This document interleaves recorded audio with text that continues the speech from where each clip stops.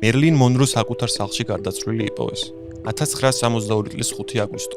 დაწოლთან წამლებით სარიელი ბოთლები იდო. ოთახში იყო ტელეფონი, სიჩუმე და სცენა, რომელიც თითქოს ერთ მარტივ პასუხს იძლეოდა. დედოზირება. ოფიციალური დასკვნა მალევე ჩამოყალიბდა.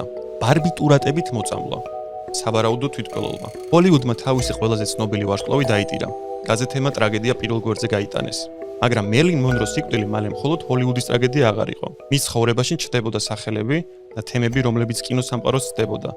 ჯონ კენედი, რობერტ კენედი, FBI, მემარცხენე ინტელექტუალები, ცივი ომის შიში და ერთი გაუჩინარებული ნივთი, ეგრეთ წოდებული წითელი დღიური. მე საბა ვარ, შენ შეგიძლია შუქა დამიზახო. დღეს ვისაუბრებთ მერლინ მონროს უცნაური გარდაცვალების შესახებ. მერლინ მონროს ისტორიის გასაგებად ჯერ ის დრო უნდა გავიგოთ, რომელშიც ის ცხოვრობდა. 1950-60-იანი წლების ამერიკა იყო ცივი ომის შიშის ქვეშ. საბჭოთა კავშირი კი უბრალოდ უცხო სახელმწიფო არ იყო, ეს იყო იდეოლოგიური საფრთხე, რომლისაც მათ ეშინოდათ. ამ შიშმა შექმნა გარემო, სადაც ადამიანებს აკვირდებოდნენ, არა მხოლოდ მათი მოქმედების, არამედ კავშირების გამოც. ვის იცნობდი, ვისთან ერთად გამოჩდი, რომელ შეხვედრაზე იყავი, რომელ იდეას თანაუგრძნობდი. ყველაფერი შეიძლებოდა ფაილში მოხვედრილიყო. ხოლო ჰოლივუდი კი საკმაოდ საეჭვო სივრცედ ითვლებოდა მათთვის. FBI-ისთვის. სცენარისტები, მსახიობები, მემონტაჟეები, ყველანი დაკვირვების ქვეშ იყვნენ. იქ არ ქონდა მნიშვნელობა შენ მემარცხენე იყავი თუ არა. რაიმე სახის კონტაქტიც კი რომ ქონოდა მემარცხენეებთან, უკვე საეჭვო იყავი. ამ ატმოსფეროში მერლინ მონრო მხოლოდ ეკრანის სილამაზის სიმბოლო არ იყო.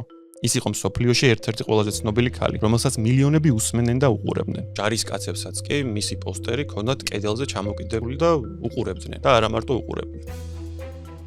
ხოლო როცა ასეთი ადამიანი იწყებს ურთიერთობას სხვადასხვა სახის საეჭვო პოლიტიკურ პირებთან, FBI-ისთვის ეს დაკვირვების ობიექტი ხდება. პირველი მნიშვნელოვანი ფიგურა იყო არტურ მილერი. ის იყო ცნობილი დრამატურგი და მისი მემარცხენე შეხედულებების გამო ხელისუფლება მას დიდი ხნის განმავლობაში აკვირდებოდა. როცა მერლინი მილერზე დაქორწინდა, ის მხოლოდ წერლის ცოლი არ გახდა. ის მოხდა იმ ინტელექტუალურ გარემოში, რომელსაც ცივი ომის ამერიკაში ეჭვის თვალით უყურებდნენ. მილერი დაკითხეს ანტიამერიკული საქმიანობის გამომძიებლებმა. მას თხოვდნენ რომ ესახელებინა პირები, ის მემარცხენე ადამიანები, რომლებთანაც მას კომუნიკაცია ჰქონდა. მილერმა კი ამაზე უარი განაცხადა და ეს ხალხი გადაიმტერა. მერლინისთვის ეს გარემო ახალი არ ყოფილა. მას ყოველთვის აინტერესებდა პოლიტიკა, ლიტერატურა, ფსიქოლოგია და ადამიანები, რომლებიც ჰოლივუდის სამყაროს ცდებოდნენ.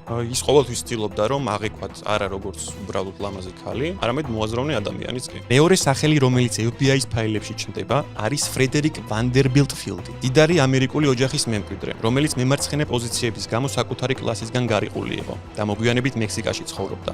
მერლინი კი ხშირად აკითხავდა მას მექსიკაში და ესეც ძალიან საეჭვო იყო მათთვის. ეს ყველაფერი არ არის იმის დასტური, რომ მერლინი მაინც კომუნისტი იყო, უბრალოდ როგორც თქვი, ნებისმიერი მათთან კავშირი წითელი შუქი იყო სახელმწიფოსთვის. მერლინ მონრო აღმოჩნდა ქალის როლში, რომელსაც ჰოლივუდი ყიდდა როგორც ფანტაზიას, მაგრამ FBI უყურებდა როგორც შესაძლო ინფორმაციულ რისკს. 1962 წლის 19 მაისს Madison Square Garden-ში მერლინ მონრო ავიდა სცენაზე და ჯონ კენედის უმღერა ისალოცი სიმღერა. მისი შესრულება ამერიკული პოპკულტურის ერთ-ერთი ყველაზე ცნობილი მომენტი იყო, მაგრამ ეს იყო მეტი ვიდრე უბრალოდ სექსუალური გამოსვლა. მთელი ქვეყნის წინ ჰოლივუდის ყველაზე ცნობილი ქალი პირდაპირ დაუკავშირდა ამერიკის პრეზიდენტს. ჯონ კენედისთან მერლინის შესაძლო კავშირებზე და ურთიერთობაზე 10 წლეულებია უკვე საუბარი მიდის და ეს ამერიკულ პოლიტიკურ მითოლოგიადაც კი იქცა. არ არსებობს მკიცებულებები ასეთი, მაგრამ იმდენად ბევრი ჭორი დადიოდა, რომ ეს ჭორები ესე უბრალოდ არ ჩნდება. უფრო ფეთქებადი იყო რობერტ კენედისთან დაკავშირებული ვერსია. რობერტ კენედი არ იყო მხოლოდ პრეზიდენტის ჯონ კენედის ძმა, ის ასევე გახლდათ იუსტიციის მინისტრი და შემდეგ არის თეორიები იმის შესახებ, რომ ის მასაც ხვდებოდა და მეტიც ის რობერტ კენედისგან ორსულად იყო. სანამ ვიდეოს ყურებას გააგრძელებთ, გამოიწერეთ არხი. თუ მერლინი მართლაც ახლოს იყო ორივე ძმასთან, ეს უკვე ჩვეულებრივი სასიყვარულო სკანდალი აღარ იქნებოდა. ეს იქნებოდა საფრთხე ადმინისტრაციისთვის, რომელიც მცივი ომის უაგულში ცდილობდა ძალაუფლების იმიჯისა და კონტროლის შენარჩუნებას. იმ დროს ამერიკა მძიმე პოლიტიკურ ფაზაში იყო. კუბა ვაშინგტონისთვის მყინვარულ თემად დარჩა. CIA ფარულ ოპერაციებში იყო ჩართული. საბჭოთა კავშირთან ბირთვული დაძაბულობა იზრდებოდა. მაფიასთან დაკავშირებული თემები კი განსაკუთრებით გრძნობიარე იყო, რადგან კუბაში კასტროს მოსვლის შემდეგ მაფიამ გავლენა და ბიზნესი დაკარგა. ამ ფონზე კი მერლინის სიახლოვე ძმებ კენედებთან უფრო რთულად გამოიყურებოდა. თუ მას მხოლოდ ეს რომანის დეტალები ჰქონდა, ეს უბრალოდ სკანდალი იქნებოდა. თუმცა თუ მას ჰქონდა ის წითელი დღიური, ის ჩანაწერები, საუბრები ბირთვული არაღზე, დაზვერვაზე, მაფიაზე, სწორედ აქ ჩნდება წითელი დღიური როგორც თეორიის მთავარი ელემენტი. არა იმიტომ, რომ მისი არსებობა დამტკიცებულია, არამედ იმიტომ, რომ ასეთი ჩანაწერების არსებობაც კი საკმარისი იქნებოდა პანიკისთვის. ერთი სახელი, ერთი თარიღი, ერთი დაუფიქრებელი ფრაზა და პირადი ურთიერთობა შეიძლება ეროვნულ სკანდალად ქსეულიყო. 1962 წლის ზაფხულში პერიოდში მერლინ მონროს ცხოვრება ნელ-ნელა იშლებოდა. მას სერიოზული კარიერული პრობლემები ჰქონდა, სტუდიასთან კონფლიქტი, კონტრაქტები, ჯანმრთელობის პრობლემები, თვითი აშლილობა, ეს ყველაფერი მის რეპუტაციას აზიანებდა. ბოლო აქ გამოჩნდნენ უკვე ექიმები, ფსიქიატრი რალფ გრინსონი მერლინის ცხოვრებაში ძალიან ახლოს იყო. ის მხოლოდ ექიმი არ ყოფილა, რომელიც პაციენტს კვირაში ერთხელ ხვდებოდა. გრინსონი მის პირად ცხოვრებაში აქტიურად მონაწილეობდა. ესაუბრებოდა, აკონტროლებდა, რჩევებს აძლევდა და ზოგჯერ მის გადაწყვეტილებებშიც კი მონაწილეობდა. მეორე ფიგურა იყო ექიმი ჰაიმან ენდელბერგი, რომელიც მედიკამენტებით იყო დაკავშირებული. ოფიციალური ხედვით ისინი ცდილობდნენ პაციენტის დახმარებას, მაგრამ მოგვიანებით სწორედ ამ სამედიცინო გარემოებამ გააჩინა კითხვები. რამდენად უსაფრთხოდ მიმდინარეობდა მისი წამლის გამოყენება, რა დოზას აძლევდნენ, შეეძლო თუ არა ადამიანს, რომელიც მსგავს ემოციურ მდგომარეობაში იყო, გავს წამლებთან ერთად ცხოვრება. სწორედ ამავე პერიოდში კენედებთან ურთიერთობის მიხედვით მათის თითქოს ჩამოიშორეს, ნელ-ნელა მერლინი გახდა იზოლირებული. ისინი მის ზარებს არ პასუხობდნენ. დაპირებები გაქრა. ადამიანი, რომელიც მაისში პრეზიდენტს მთელი ქვეყნის წინ უმღეროდა, აგვისტოში საკუთარ სახლში მარტო რჩებოდა. ეს დეტალები ოფიციალურ ვერსიას ამყარებს. ქალი კრიზისში, ძლიერი წამლები და ემოციური წნეხი. მაგრამ იგივე დეტალები ალტერნატიულ ვერსიასაც უხსნის გზას. თუ ვინმე სურდა მისი სიკვდილი, თვითმკვლელობით გამოჩენილიყო, მერლინი იდეალური მსხვერპლი იყო. მერლინ მონროს სიკვდილის ღამეში ერთ-ერთი მთავარი დეტალი ის იყო. პოლიციელები არ იყვნენ პირველები, ვინც ადგილზე მივიდნენ. მანამდე იქ უკვე იყვნენ ადამიანები, რომლებიც მერლინს პირადად იცნობდნენ. პირველი იყო იუნის მიურეი, მისი დიასახლისი, რომელიც შემთხვევით აღმოჩნდა ადგილზე და ნახა, რომ მისი საძინებლის კარები იყო ჩაკეტილი, თუქი უცნაურად ენთო და მერლინი მის დახელზე არ რეაგირებდა. მან დაურეკა რალფ გრინსონს. გრინსონი მივიდა ადგილზე, ხანჯარი ჩაამტვრია და დახვდა ეს ცნობილი სცენა. შემდეგ დაუკავშირდნენ ექიმ ჰაიმან ენდელბერგს, რომელმაც გარდაცვალება დაადასტურა. ოფიციალურ ისტორიაში ეს ლოგიკური თანმიმდევრობაა. დიასახლისმა პრობლემა შენიშნა, ფსიქიატრი ადგილზე მივიდა, ექიმმა სიკვდილი დააფიქსირა. მაგრამ გამოძიებისთვის მთავარი კითხვა სულ სხვა რამ არის, რა ხდებოდა ამ დროის განმავლობაში ოთახში. პოლიცია რამდენიმე საათის შემდეგ გამოიძახეს.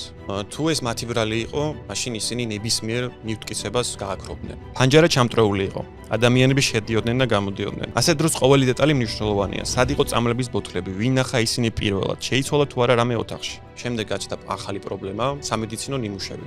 სხეულის გარკვეული მასალები ესე არსაიდან დაიკარგა, რომელიც ძალიან ბევრ კითხვაზე პასუხს გაცემდა. ოფიციალურად ეს შეიძლება პროცედურული შეცდომა ყოფილიყო, მაგრამ ასეთ საქმეში, სადაც გარდაცვლილი არის მსოფლიო ვარსკვლავი და ფონზე კენედების სახელები ისმის, ნებისმიერი დაკარგული დეტალი ეჭვს აძლიერებს. ამიტომ მერლინის გარდაცვალების გამოძიება თავიდანვე დაფურცლიდან არ დაწყება. წლების შემდეგ მერლინ მონროს საქმე ხელახლა შეისწავლეს. ოფიციალური შედეგი არ შეცვლილა. მკვლელობის დასადასტურებლად საკმარისი მტკიცებულება ვერ იპოვეს. სამართლებრივად პასუხი დარჩა იგივე, სავარაუდო თვითმკვლელობა. მაგრამ საზოგადოების გონებაში ეს საქმე არ დაიხურა, რადგან აქ ერთდროულად იყრის თავს რამდენიმე სახიფათო ელემენტი: ცივი ომის პარანოია, FBI-ის ინტერესი, მემარცხენე კავშირები, კენედებთან დაკავშირებული ჭორები, კარიერული კრიზისი, ძლიერი წამლები, არასრულყოფილად დაცული ოთახი და წითელი დღიური. ან არსებობდა და გააქრეს, ან საერთოდ არც არსებობდა. ყველანაირი ვერსია შეიძლება იყოს მართალი, შეიძლება ეს მართლაც იყო თვითმკვლელობა, აი ეს ძალით გააკეთა. შეიძლება უბრალოდ ისეთ ემოციურ ფონზე იყო, რომ ვერ მოთოკა თავი და ზედმეტი წამლები მიიღო, თვითმკვლელობა არ უნდა და უბრალოდ ზედოზირება მოხდა.